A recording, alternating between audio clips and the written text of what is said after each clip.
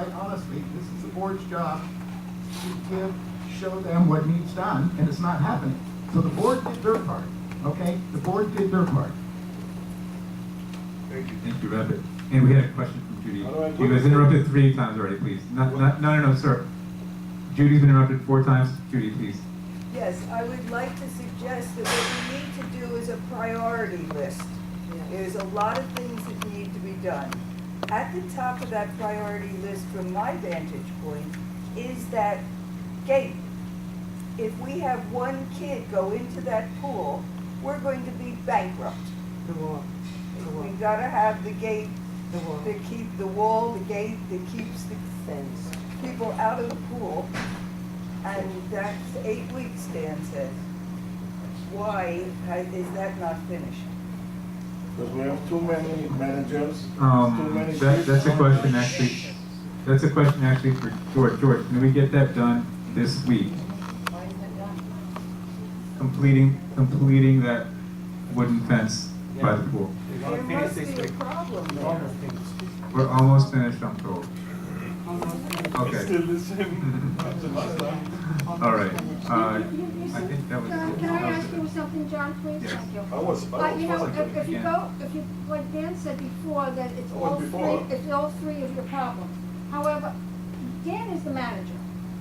You give him responsibility to do certain things. If he cannot, if there are things that cannot be done, he will say to you, John, I'm having a problem, this is what has come up, what should I do? Okay, but what I've heard in the past is my hands are tied, I don't know what to do, I tell maintenance and they don't take care of it.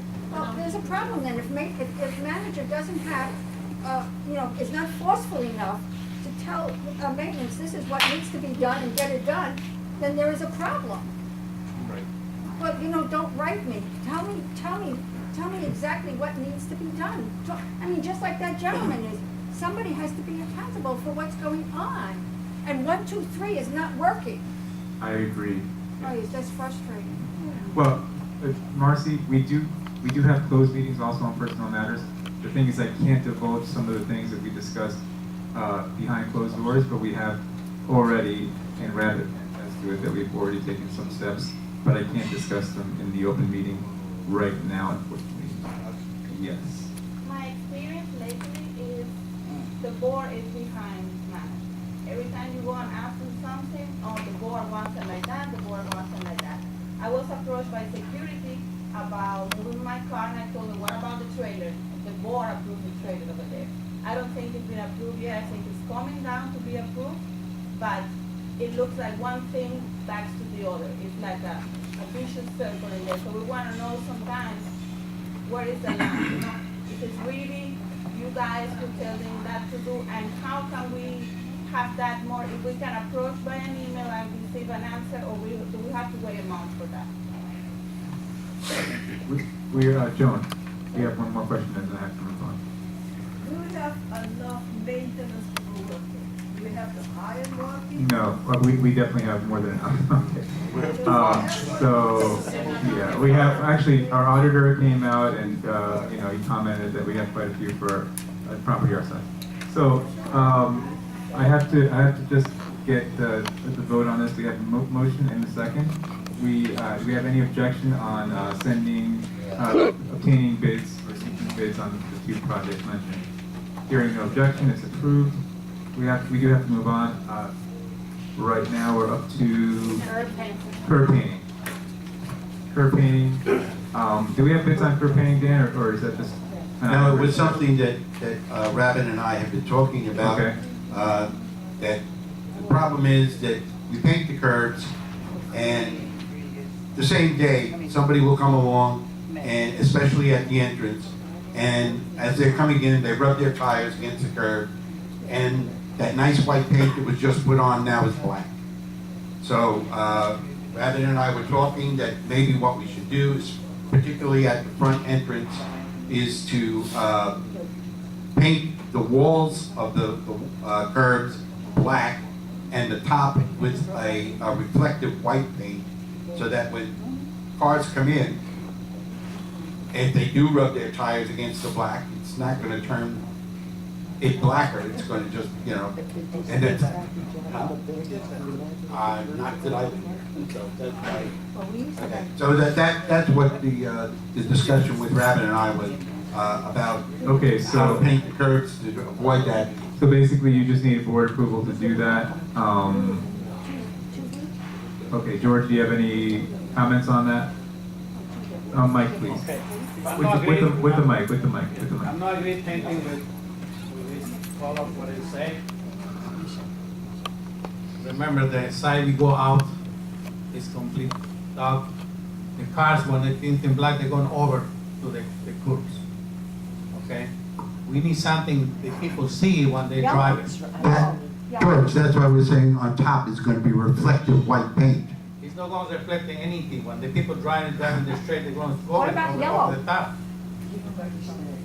It's not going to work. We painting there, you can see it. We painting some area over there, you can see it. You know, can see the people, they don't see when they're driving, no matter what color it is. If you put white, they're going to see it's white. That's my opinion. Okay. Anybody else on the board? Also, painting white is easy, painting fast. Okay. You have to paint in two colors, it's taking more time. Question from Marvin. Yeah, just a couple of days ago, I was in a parking lot where they did exactly what was mentioned. The side walls of the curbs were black, a matte black, and the top was reflective white. It looked great, and it's clear that it would be effective against tires scrubbing up against the curb. And this is a commercial lot, and they have some money to spend, but I think it's a very workable idea, and I suggest that we get some bids for either the paint, well, theoretically, we can do it. So getting bids for the right type of paint, and see what it costs, and we can do one section at a time.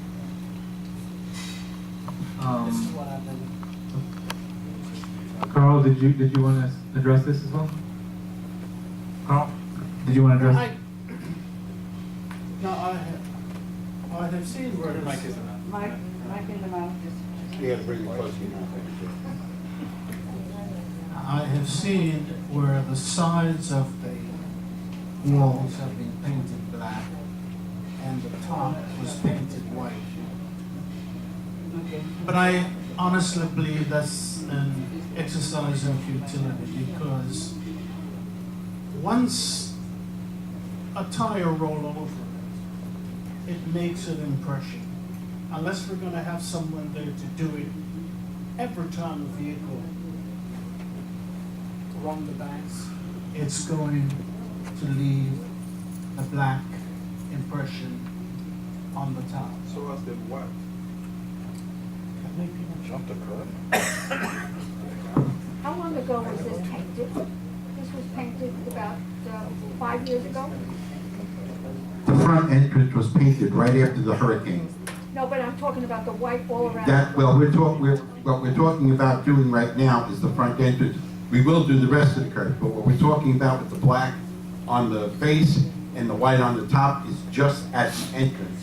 Right after Hurricane Irma and with the fence and everything that had to be done, maintenance painted those curbs. That lasted for maybe a day before somebody came along, rubbed their tires right along the curb, and we got the black rubber. And now you take a look at it and you see exactly, it looks like it hasn't been painted in years now. So we're trying to look at it some way to try to disguise the idea of the paint being rubbed by tires and being black. So we figured with black paint, it might leave an impression or something there, but it's black on black. Camouflage. Yeah, exactly, like trying to camouflage it. Putting the white reflective on top so that particularly at night, when the cars come in, their headlights are gonna hit that, they're gonna know there's a curb there. We got it. John Henderson. Also use better paint. If you use a satin paint, it would wipe the marks off. I think we use very cheap paint here. All the hallways are very cheap paint, and even the curb is very cheap paint. Okay. So use better quality paint, and it would wipe off. A better quality paint of white or black? Which one? White. Okay. White is fine. But if That is All right. So, okay, so I don't know, I mean, what's the board consensus on this, black versus white? Rapid, do you have any thoughts on it? I'm in agreement with Marvin. I've been to several places where curbs are painted black on the bottom, and white on top, and yellow on top. If we're gonna paint them white, we're gonna have to paint them weekly, because trucks coming in and out, it's very narrow out there, and trucks coming in and out, the sides are gonna be black within a matter of a couple of days, as Dan said. My opinion is black on the bottom, white on top. Okay, so, would you like to make a motion to have the curbs painted black on the bottom, reflective white on top?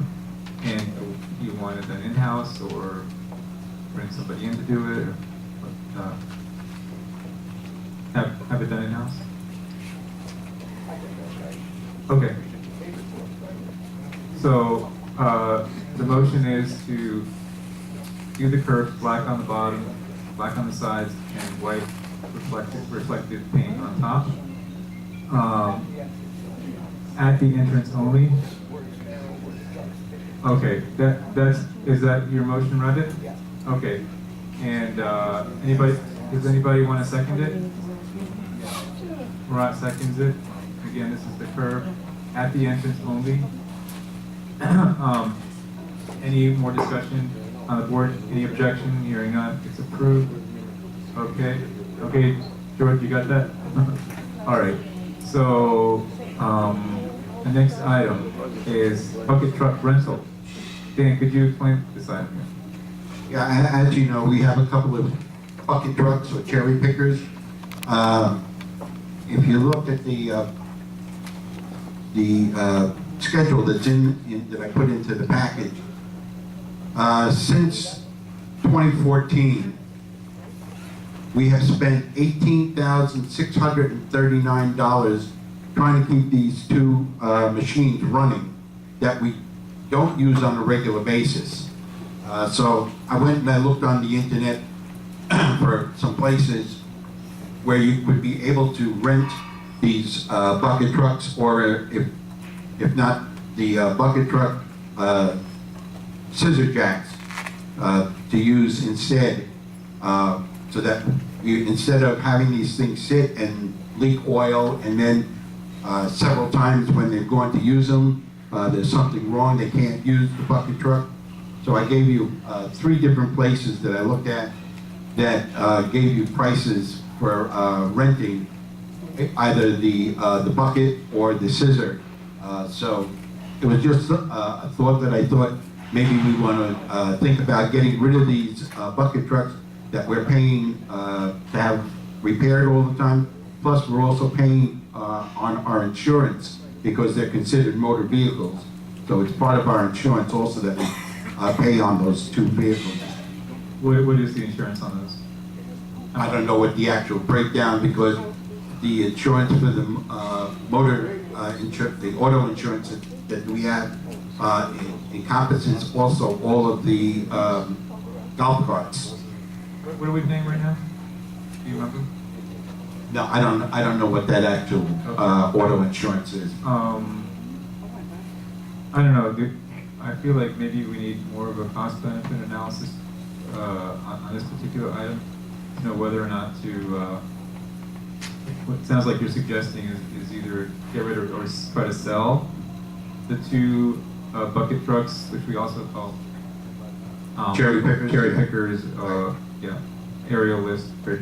So is that kind of what you're suggesting is to? Yeah, because we really don't use them on a regular basis, and then it just seems that almost every time we go to use them, that one or both are not working. We have to call this aerial industrial equipment guy in, and if you look at, like I say, the ledger here, you can see, I mean, I think about the cheapest we've ever paid is a couple of $100 for repairs, but most of them, $5,000, $6,000s of dollars. Last time,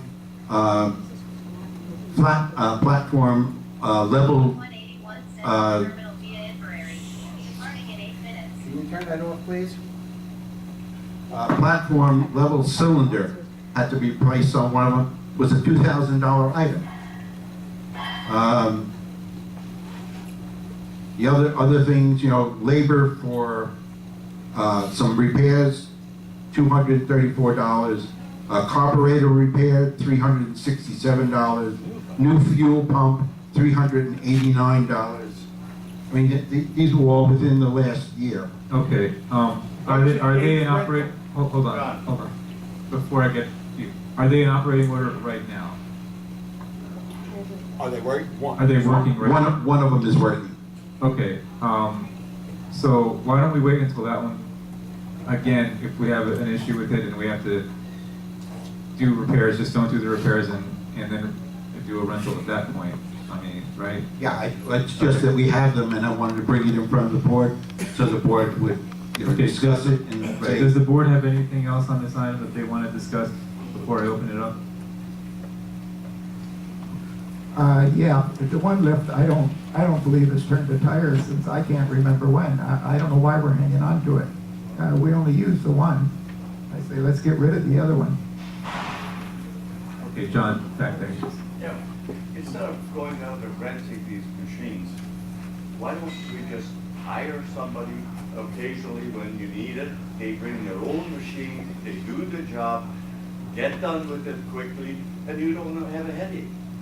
Why do we need to buy machines and have them sitting here and occasionally use them? They cost thousands of dollars to maintain and to buy. But that's what I'm suggesting, is that we just rent them when we need them. Never mind that.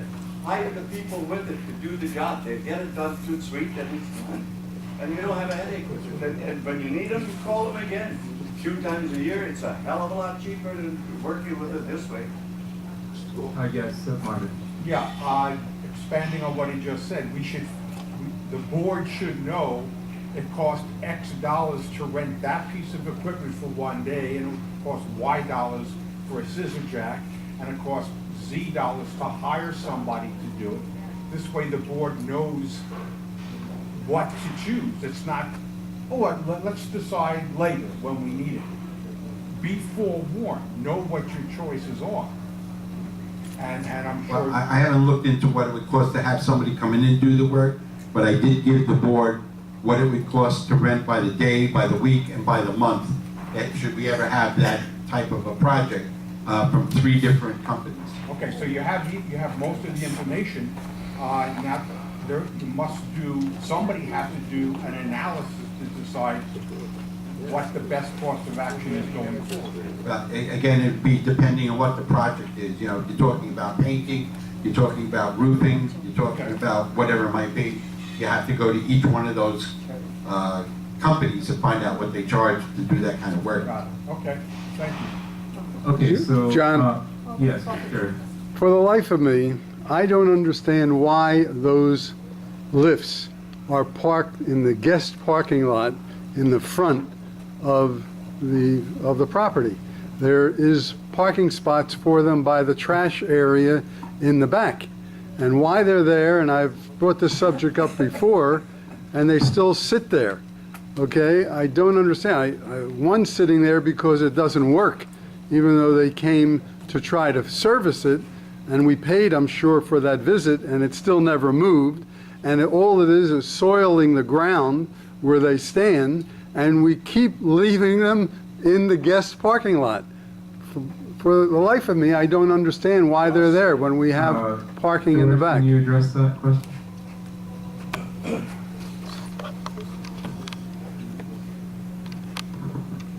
One, we moved it out, it's right there.